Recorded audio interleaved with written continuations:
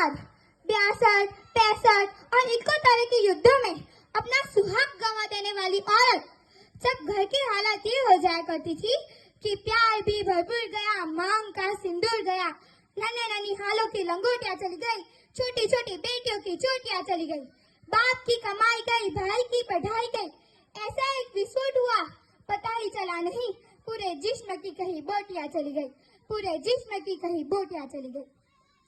आपके लिए तो एक आदमी मरा है साहब, किंतु मेरे घर की तो रोटियां चली गई, मेरे घर की तो रोटियां चली गई वाले हालात पैदा होने के बावजूद भी एक माँ अपने बेटे को सड़क पर दुश्मनों की धज्जियां उड़ाने भेज देती थी और उसे पत्र लिखकर भेजती थी कि अम्मा ने खत लिखा है बड़े चाव से, अम्मा ने खत लिखा है बड़े चाव से, पुत्र मेरे न घबराना, एक इंच भी पीछे न हटना, चाहे इंच इंच कर जाना, चाहे इंच इंच कर जाना।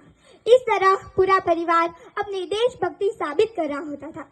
तब देश बलिदान मांगता था, तब देश लड़ जाने को कहता था, तब देश मर जाने को, मिट जाने को, फांसी चढ़ जाने को कहता था। लेकिन आज देश लड़ जाने को नहीं कहता, आज देश मर जाने को, मिट जाने को, फांसी चढ़ जाने को नहीं कहता, बल्कि मेरे विचारों में यदि कोई व्यक्ति अपना काम पूरी ईमानदारी, पूरी मेहनत और पूरी लगन से करे ना, तो वही सबसे बड़ा देशभक्त है। मैं नहीं मानती कि फेसबुक और व्हाट्सएप की डीपी को 3 रंगों में रंगना ही देशभक्ति है। और यदि आप कहेंगे कि साल में 2 बार हाथ में तिरंगा ले लेना देशभक्ति है, तो मैं पूछना चाहूंगी कि फुटपाथ पे रहने वाला वो बच्चा ट्रैफिक की छांव में नंगी पांव में बेच रहा होता है, तो क्या आप उसे अपनी देशभक्ति कहेंगे?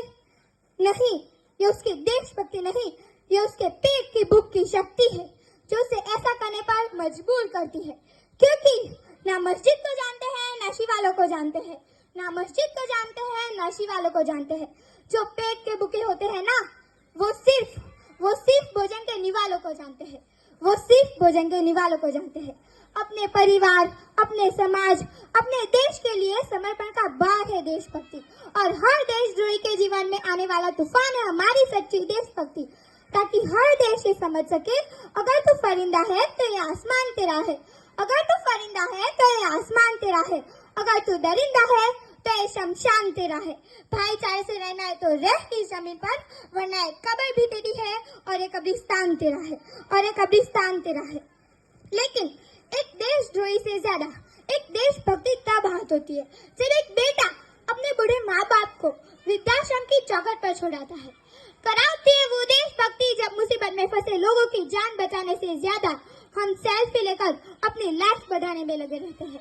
आज के इस दौर में वो युवा जिनके ऊपर जिम्मेदारी थी अपने देश, अपने समाज, अपने राष्ट्र के आशाओं को बांधे रखने की, वही युवा अब 4 बाई 4 इंच की छोटी सी स्क्रीन पर अपनी कोमल उंगली के घर्षण मात्रा से अपनी भावनाओं की इमोजी भेज रहा है।